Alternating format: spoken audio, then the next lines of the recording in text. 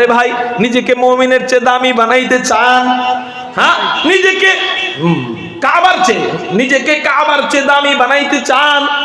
কারা কারা চান? আল্লাহু আকবার বলে হাত দুইটা দেখান। আল্লাহ এই হাতগুলা কবুল করে নাও, বলি আমিন।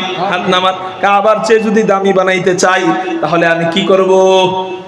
আজকে থেকেই নামাজ শুরু করে দিব, আজকে থেকেই দাড়ি রাখা শুরু করে দিব, মুমিন হয়ে যাব। তো আল্লাহর কাছে আমি নিজেকে কাবার চেয়েও দামি বানায় দিব।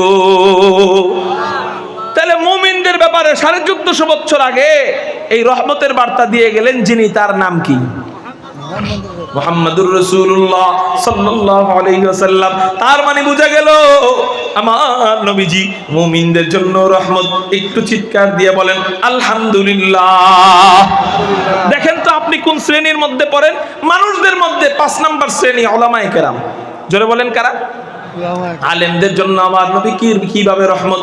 এই শুধু এই চ্যাপ্টার নিয়ে বয়ান করতে গেলে রাতের পর রাত চলে যাবে, দিনের পর দিন চলে যাবে, মাগার আলোচনা শেষ হবে না। আলেমদের জন্য আমার নবী কিভাবে রহমত, লম্বা কথা এটা। আমি একটা হাদিস শুধু বলতেছি, আলেমদের জন্য আমার নবী কিভাবে রহমত। নবীজি আলেমদের ব্যাপারে বলেন, ক্বালা রাসূলুল্লাহ সাল্লাল্লাহু আলাইহি ওয়াসাল্লাম ইউশাফাউ ইয়াউমুল কিয়ামাতি সালাসাতুন।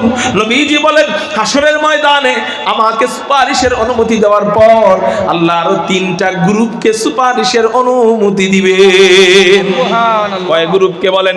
3 গ্রুপ। প্রথমে আল্লাহ সুপারিশের অনুমতি দিবেন আমাদের নবীজিকে, এই নবীজি সুপারিশ করবেন। এই সুপারিশকে বলা হয় শাফাআতে কুবরা।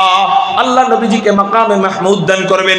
ওয়া মিনাল লাইলি ফাতাহাজ্জাদ বিহি নাফিলাতাল লাক আসা আইয়াবাসাকা রাব্বুকা মাকামাম মাহমুদা। আল্লাহু আকবার। আল্লাহ নবীজিকে তাহাজ্জুদ পড়ার বিনিময় মাকামে মাহমুদ দান করবেন। এই মাকামে মাহমুদ দাঁড়ায়া নবীজি তার আপন উম্মতের ব্যাপারে সুপারিশ করবেন। সুপারিশ করতে করতে করতে করতে করতে করতে যখন আল্লাহ বিশাল এক জামাতকে জান্নাতি বানায় দিবে, ওই জামাত থেকে আল্লাহ আরো 3টা গ্রুপকে সুপারিশের অনুমতি দিবেন। আল্লাহু আকবার। এই 3 গ্রুপ কারা? নবীজি হাদিসের মধ্যে বলেন 1 নাম্বার গ্রুপ হলো আল আম্বিয়া। অন্যান্য নবীদেরকে আল্লাহ সুপারিশের অনুমতি দিবেন। 2 নাম্বার গ্রুপ সুম্মাল উলামা। আল্লাহু আকবার। 2 নাম্বার গ্রুপ হলো উম্মতের আলেমদেরকে। 7 গ্রুপকে না, ইঞ্জিনিয়ার ওয়াসিফকে না, হ্যাঁ ওই মাস্তান 7 গ্রুপের উসামা ওদেরকে, হ্যাঁ কাদেরকে? নবীজি বলতেছেন কাদেরকে? আলেমদেরকে। সুম্মাল উলামা। আলেমদেরকে আল্লাহ সুপারিশের অনুমতি দিবে। এই জন্যই তো নবীজি অন্য হাদিসে বলে সাবধান, শুইনা নাও, কুন আলিমান, তুমি আলেম হও। যদি আলেম হইতে না পারো তাহলে কি হইবা? কয় আও মুতাআল্লিমান। আলেম যদি হইতে না পারো তাহলে আলেমের ছাত্র হও। আলহামদুলিল্লাহ যে এখানে বসছেন আপনারা সকলেই আলেমের ছাত্র হয়ে গেছেন, তাফসীরের ক্লাসের ছাত্র হয়ে গেছেন। একটু চিৎকার দিয়ে বলেন আলহামদুলিল্লাহ। নবীজি বলেন আলেম হও। যদি আলেম হইতে না পারো আলেমের ছাত্র হও। যদি তাও না পারো তাহলে আও মুস্তাঈনান, আলেমকে সাহায্য করো। যদি তাও না পারো 4 নাম্বার আও মুহিব্বান, আলেমকে মোহাব্বত করো। যদি মোহাব্বত করতে না পারো তাহলে শুনো ওয়ালা তাকুন খামিসান, 5 নাম্বারটা হয় না, মানে ওলামা বিদ্বেষী হয়ো না। না, নবীজি বলেন ফাতাহালিক, তুমি হালাক হয়ে যাইবা, ধ্বংস হয়ে যাইবা। বর্তমানে ওলামা বিদ্বেষীদের সবচেয়ে বড় গ্রুপের নাম সাদগুরু। বুঝতে পারছেন? এবার নবীজির কথা মোতাবেক ওই গ্রুপ ধ্বংস। আপনি বুঝা শুননা তাবলীগ করেন যে কোন গ্রুপের সাথে করবেন। বুঝতে পারছেন আমার কথা? আল্লাহ আমাদেরকে বুঝার তৌফিক দান করুক, বলি আমিন। মেরে মুহতারাম ভাইও, তো নবীজি বলেন ওয়ালা তাকুন খামিসান ফাতাহলিক, সাবধান, আলেমকে মোহাব্বত করো কিন্তু 5 নাম্বারটা হয় না, মানে উলামা বিদ্বেষী হয় না, তো তুমি ধ্বংস হয়ে যাইবা। কেন উলামা বিদ্বেষী হইবা না? কয় আলেমরা সুপারিশ করবে। আলেমদেরকে যারা মোহাব্বত করবে আল্লাহ ওই আলেমদেরকে অনুমতি দিবেন। ওই আলেমরা বল তোরে কারা কারা মোহাব্বত করতো। আলেমরা বলবে আল্লাহ এই যে এই গ্রুপটা আমাকে মহব্বত করতো, আল্লাহ বলবেন তোরে সুপারিশের অনুমতি দিলাম। আলেম সুপারিশের অনুমতি দিবে, সুপারিশের অনুমতি দেওয়ার পর আলেম সুপারিশ কইরা আলেমকে কমপক্ষে যারা মহব্বত করতো তাদেরকে নিয়ে আলেম জান্নাতে চলে যাবে। তাহলে বলি আলেমদের সাথে দুশ্মনী রাখবো? তাহলে কয় প্রকার ব্যক্তিকে নবীজি ব্যতীত আরো কয় প্রকারকে সুপারিশের অনুমতি দেওয়া হবে? 3 প্রকার। এই হাদিসে 3 প্রকার, কিন্তু আমি মোটমাট সব হাদিস একত্রিত করে আমার গবেষণায় যতটুকু পাইছি নবীজি ছাড়া আরো 12 প্রকার সুপারিশের অনুমতি পাবে। কয় প্রকার? 12 প্রকার। এই 12 প্রকার নিয়ে আলাদা ওয়াজ, এটা নিয়ে আলাদা বিষয়, এটা নিয়ে আলাদা বয়ান। যদি আগামী বছর কখনো দাওয়াত দেন তাহলে লেখা দিয়েন যে কারা কারা সুপারিশের অনুমতি পাবে, তখন বলবো না ইনশাআল্লাহ। আজকে শুধু 3-4 জনের বিষয় বলি হাদিস থেকে। নবীজি বলেন ইউশাফাউ ইয়াউমুল কিয়ামাতি সালাসাতুন, এই 3 গ্রুপ কারা? আল আম্বিয়া, 1 নাম্বার হলো নবীগণ, 2 নাম্বার হলো সুম্মাল উলামা, উলামায়ে কেরামগণ, 3 নাম্বার সুম্মাশ শুহাদা, আল্লাহর রাস্তায় জিহাদ করে যারা শহীদ হবে এই শহীদগণকে আল্লাহ সুপারিশের অনুমতি দিয়ে দিবেন। চিৎকার দিয়া বলেন সুবহানাল্লাহ। তাহলে এখান থেকে বোঝা গেল আলেমদেরকে সুপারিশকারী হিসাবে জানায় গেলেন 1450 বছর আগে কে? হ্যাঁ, তাহলে বোঝা গেল আলেমদের জন্য আমার নবী গজব, রহমত। কি রহমত? জোরে কর আলহামদুলিল্লাহ। মানুষদের মধ্যে কয় নাম্বার শ্রেণী গেল? 5 নম্বর। 5 নাম্বার। কয় নাম্বার গেল?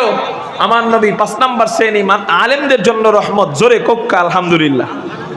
মানুষদের মধ্যে 6 নাম্বার শ্রেণী হাফেজে কুরআন। আমার নবী হাফেজদের জন্য কিভাবে রহমত? নবীজি হাদিসের মধ্যে বলেন মান ক্বারাআল কুরআন ফাস্তাযহারাহু ফাআহাল্লা হালালাহু ওয়া হাররামা হারামাহু আদখালাহু আল্লাহুল জান্নাহ ওয়া শাফাআহু ফি আশারাতিন মিন আহলি বাইতিহি ক্বাদ ওয়াজাবাত লাহুমুন নার। নবীজি হাদিসের মধ্যে বলেন কোন ব্যক্তি যদি কোরআনুল কারীমের হাফেজ হয়, কোরআনুল কারীম পড়ে, সমাজে প্রতিষ্ঠিত করে। এই চাচারা উঠে কেন? এই মুরব্বি মুরব্বি, এই মুরব্বি কি বেশি চাপ দিছেনি? চাপ না দিলে উঠেন না। আপনার একার দ্বারা দেখেন না আপনার দোস্তে পিছনে উঠতেছে। আপনারা আমার এখন 2 জনের একসাথে কখনো টয়লেট ধরে? একসাথে বসা 2 জনের একসাথে ধরে না। এই হয়তো একটু দূরে একটু আরেক জায়গায় আছে, এই ধরতে পারে, কিন্তু একসাথে 2 জন উঠা মানে উঠতে মন চাইতেছে, এমনি উঠেছে। একজনের দেখা দেখি আরেকজন। নবীজির আলোচনা যে যত মনোযোগ দিয়ে শুনবে আল্লাহ তার দিলে তত নবীজির প্রতি মহাব্বত বাড়ায় দিবে। খালি এতটুকুই জানছি এতদিন যে আমার নবী রহমত, তো কিভাবে রহমত এটা আমরা অনেকেই জানি না।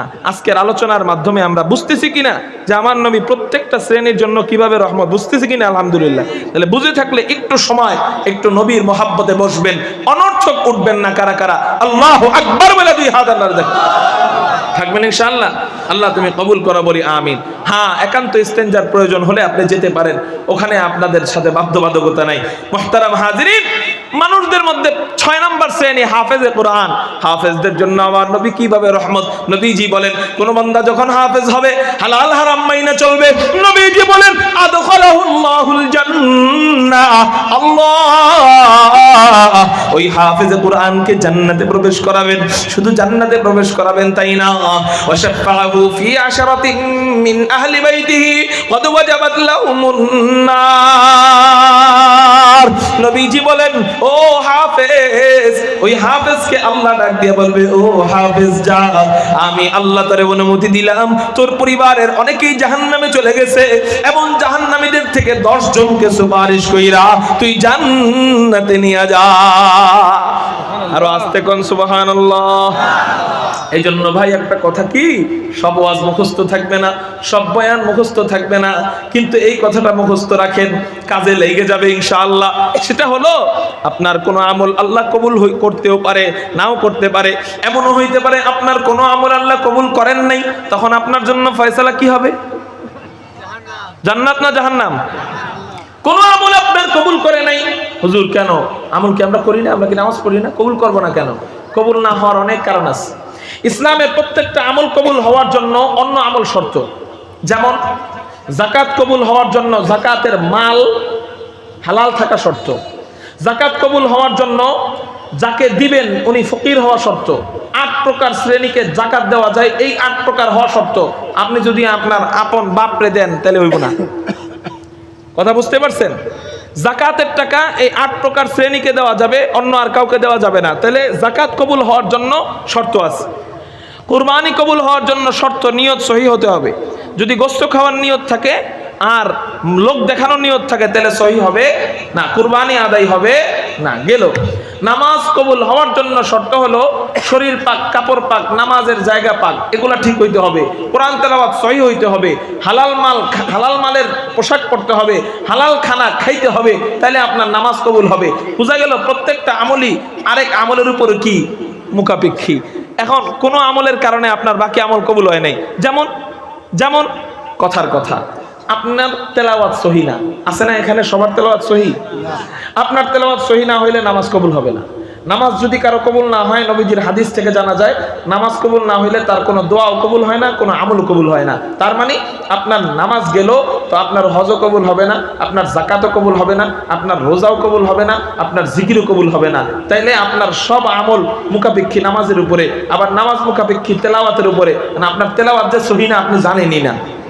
অনেক মুরব্বীরা আগের জামানায় পড়ছে, ওই যেমন হুজুর পাইছে ওই রকম পড়ছে, বাস মনে করছে এটাই শুদ্ধ, কিন্তু এটা যে অশুদ্ধ এটা বুঝেই না। এই ওনার তেলাওয়াত অসহির কারণে তার কি হইল না, নামাজ না হওয়ার কারণে কোনো আমল কবুল হয় নাই। হাসরের ময়দানে আটকায় যেতে হবে কিনা। তখন আল্লাহ আপনারে বলল, যা তোরে জাহান্নাম দিয়ে দিলাম।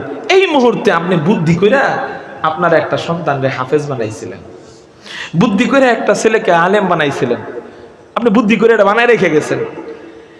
ওই সন্তানরে আল্লাহ বলবে, এই তোর বাপ ওই দিক দিয়ে জাহান্নামে যাইতেছে, তুই জানোস? সন্তান কইবে, আল্লাহ না জানি না। তাহলে আমি কি করবো?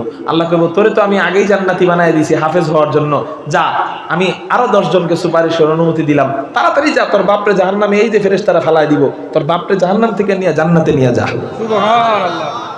বাপ যখন জানবে যে আমাকে এই মুহূর্তে ফেরেশতারা লাথি দিয়া জাহান্নামে ফালাবে, সাপগুলা হাঁ করছে, বিচ্ছুগুলা তাকাইছে, আগুনগুলা বাড়ানো হয়েছে, হ্যাঁ জাহান্নাম বাপকে ডাকতেছে, ফেরেশতারা লাথি দেওয়ার জন্য পা পিছনে নিচে, এই সেকেন্ডের মধ্যে লাথি দিবে। এই মুহূর্তে হাফেজ সন্তান যায় কইতেছে, এই ফেরেশতারা আল্লাহর আদেশে থামো। কেন থামবো? আমি হাফেজ, আমার বাবা আমার হাফেজ বানাইছে, আমি আসছি আমার বাপকে সুপারিশ করার জন্য। থাইমা যাবে, জাহান্নামের দরজা বন্ধ হয়ে যাবে, গলার থেকে আগুনের বেড়িগুলা খুলে দেওয়া হবে, হাতের মধ্যে আগুনের শিকল থাকবে খুলে দেওয়া হবে, জিহ্বার ভিতরে আগুনের পেরাক থাকবে খুলে দেওয়া হবে, চোখের ভিতরে আগুনের পেরাক থাকবে খুলে দেওয়া হবে। সন্তান হাতটা ধইরা টান দিয়া আল্লাহর কাছে নিয়ে বলবে, আল্লাহ জাহান্নামে ঢুইকা যাইতো, আপনার আদেশে নিয়ে আসছি, এখন কি করবেন করেন, আমি আমার বাপরে জান্নাতে নিয়ে যেতে চাইতেছি। আল্লাহ বলবে, যা, তোর খুশি আমার খুশি, তুই আমারে খুশি করছস কোরআন দিয়া, আমি তোরে খুশি করলাম তোর বাপরে জান্নাত দিয়া। বাপরে সহ ওই সন্তান জান্নাতে চলে যাবে। ওই মজাটা বুঝবে ইঞ্জিনিয়ারের বাপরা, ওই মজাটা বুঝবে ডাক্তারের বাপরা, ওই মজাটা বুঝবে ব্যারিস্টারের বাপরা। এই জন্য ভাই কি লাভ ডাক্তার বানায়া পোলারে আমি ডাক্তার হিসাবে দেখাও মরতে পারলাম না, ডাক্তার হওয়ার আগে আমি মরে যাই, তা আমার লাভ কি? ব্যারিস্টার হওয়ার আগে অনেক বাপ মরে যায়, তা বাপের লাভ কি? এই জন্য ভাই আমার একটা সন্তানকে আমি হাফেজ আলেম বানাবো, পাক্কা ওয়াদাটা কারা কারা করতে রাজি আছেন? আল্লাহু আকবার বলে দুই হাত দাও, পাক্কা ওয়াদা ইনশাআল্লাহ। আল্লাহ তুমি কবুল করো, বলি আমিন। তাহলে আমার নবী 6 নাম্বার হাফেজে কোরআনদের জন্য রহমত। কাদের জন্য জোরে বলেন? হ্যাঁ হুজুর চলে আসছে, আলহামদুলিল্লাহ। আমার বয়ান সংক্ষিপ্ত করে ফেলবো, মেহমান বসায় রেখে আমি কখনো কথা বলি না। তারপরেও আর একটা শ্রেণীর কথা শোনেন, গুনাহগার বান্দারা। কারা? গুনাহগার বান্দা। জোরে বলেন কারা? হুজুর আমরা তো আলেম হইতে পারি নাই, আমরা তো সাহাবী হইতে পারি নাই, আমরা তো মুত্তাকি হইতে পারি নাই, আমরা তো আলেম হইতে পারি নাই, আমরা তো হাফেজ হইতে পারি নাই। হযরত আমরা তো গুনাহগার সাধারণ মুসলমান, আমাদের জন্য কি নবীজি রহমত কিনা? উত্তর হলো হ্যাঁ, নবীজি সাধারণ গুনাহগার বান্দাদের জন্য রহমত। একটু চিৎকার দিয়া বলেন সুবহানাল্লাহ। কেমনে সাধারণ গুনাহগার ফাসিক বান্দাদের জন্য কিভাবে নবীজি রহমত? সাহাবীদেরকে নবীজি বললেন, ও আমার সাহাবীরা, তোমরা জানো হাসরের ময়দানে আমি কাদের ব্যাপারে সুপারিশ করব? সাহাবীরা বললেন, ইয়া রাসূলুল্লাহ, ইয়া হাবিবাল্লাহ, কাদের ব্যাপারে সুপারিশকারী হবেন? নবীজি বললেন, আমার যেই উম্মতরা কবিরা গুনাহ করবে, আমি আমার কবিরা গুনাহগার উম্মতের ব্যাপারে সুপারিশকারী হব। চিৎকার দিয়া বলেন সুবহানাল্লাহ। কবিরা গুনাহগার উম্মতের ব্যাপারে নবীজি সুপারিশকারী হবে, তার মানে বোঝা গেল আমার নবীজি গুনাহগার উম্মতের জন্য রহমত। একটু চিৎকার দিয়া বলেন না সুবহানাল্লাহ। এইটাই আল্লাহ বলেন, এই যে 7 শ্রেণীর ব্যাপারে বর্ণনা করলাম, আমার মাথার মধ্যে কমপক্ষে 50 শ্রেণী আছে। কয় শ্রেণী? কমপক্ষে 50টা শ্রেণী। এই 7 শ্রেণীর মতোই 50 শ্রেণীর জন্য আমার নবী রহমত। এইরকম করে 50 শ্রেণীর জন্য আমার নবী যেইভাবে রহমত, তদ্রূপ ঠিক একইভাবে আমার নবী গোটা জগতের জন্য রহমত, গোটা জগৎবাসীর জন্য রহমত। চিৎকার দিয়া বলেন না সুবহানাল্লাহ। আরো আস্তে কোন সুবহানাল্লাহ। তাহলে এই রহমতওয়ালা নবীকে পায়া আমরা খুশি না বেজার? জোরে বলেন খুশি না বেজার? এই রহমতওয়ালা নবী, এই রহমতওয়ালা নবী আমাদের শেষ নবী। এই নবীর পরে আমাদের আর কোনো নবী নাই।